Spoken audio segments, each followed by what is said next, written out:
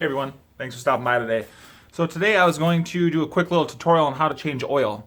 But check this out, this has me worried. I have a feeling that I have a leak in my manifold gasket or something, like there's coolant leaking into my oil.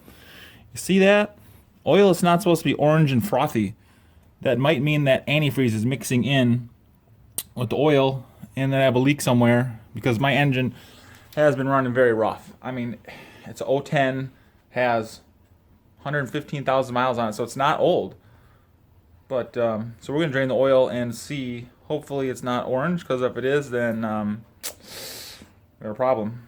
So we'll see. So what you need is some gloves, because you will get a little messy. No matter how hard you try, you're gonna get a little bit of oil on your hands. At least I do, because I can never do anything without being messy. Okay, rubber gloves, check. Then you'll need a oil pan bucket. Slide that underneath there. Got your oil.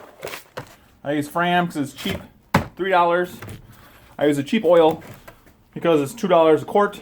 People will be like, oh, you gotta use expensive oil. That's bullcrap. You're wasting money if you're buying $10 quarts of oil that says it's synthetic, high mileage bullcrap. It doesn't matter. If you change your oil like I do every 3,000 to 5,000 miles, use cheap oil because you're just throwing money down the toilet. You don't need to make those trillionaires more trillions of dollars by buying more expensive oil that does the exact same thing as the cheap oil does. Okay, rant over. I've been doing this a long time. I know what I'm talking about. I'm trying to think, do I want to do a stand? All right. Gotta come over here to the ye old toolbox. And I think, if I remember correctly, my truck is 7/8. Is that right? I can't remember.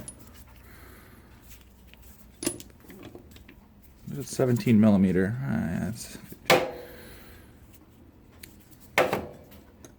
not that big. I remember that. There's 3/4. It's not that big. What size is that? 19 millimeter. It's way too big.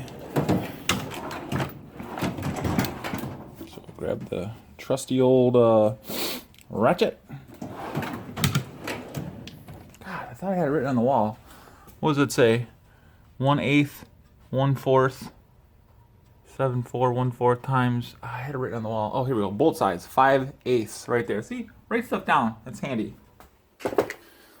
5/8.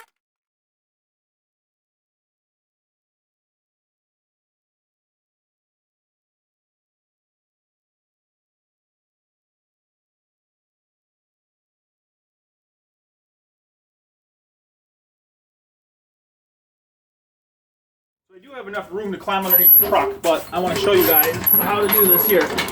So you take your jack, you line it up on the frame. I'll give you a close up here when we get up.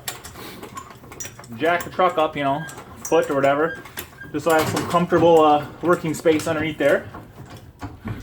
I always put it on the frame. Don't make the mistake of putting it on a running board or a quarter panel or something and rip the front of the car off or truck off, whatever you're working on. And if you don't know where the frame is, just picture the frame of a bottom of a car kind of like the letter H. There will always be two big supports running on the side, parallel, and there'll be cross beams, one or two somewhere in there, and then you know that's your frame. And I jack it up, and I always use a jack stand, because you never know. I mean, granted, this jack is rated to, 246, 6,000 pounds, but I always throw a jack stand underneath, just in case somebody were to bump it. You don't get squished like a pancake.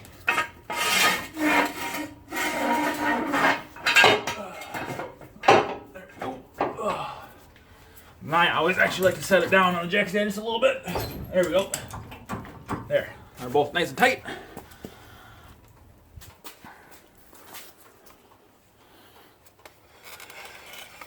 You see that? Right there on the support, on the frame.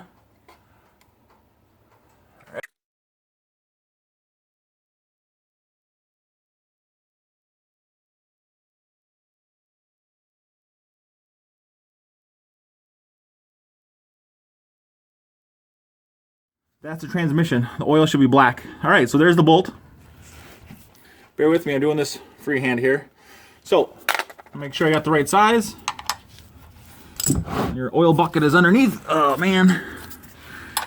All right, it is 5/8. I'm just gonna give a little nudge, and then she's gonna fly. Hopefully y'all can see this okay.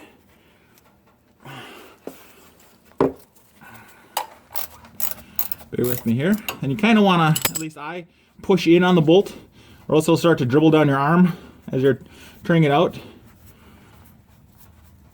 See, it's already starting to leak. You do it quick. And then, a lot of force behind it. Well, not a lot, but a little bit. Boom. There you go.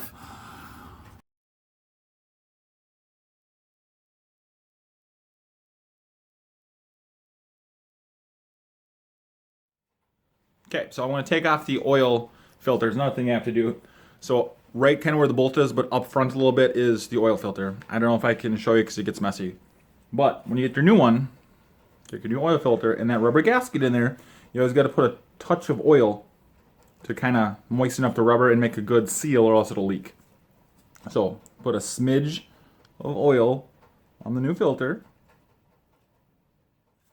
And we'll go take off.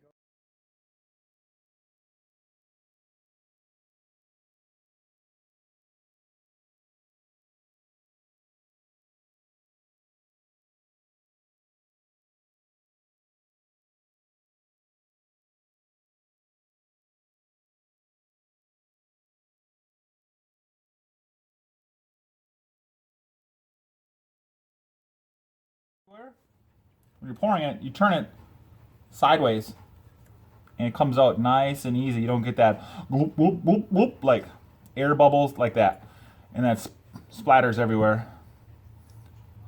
So my truck, it's a 5.4 V8. I know it takes 7 quarts of oil, so I dump in the big 5 quart right away. And just go slow. You're not in a rush. Oh, there's the alarms. The oil refinery is going to blow up.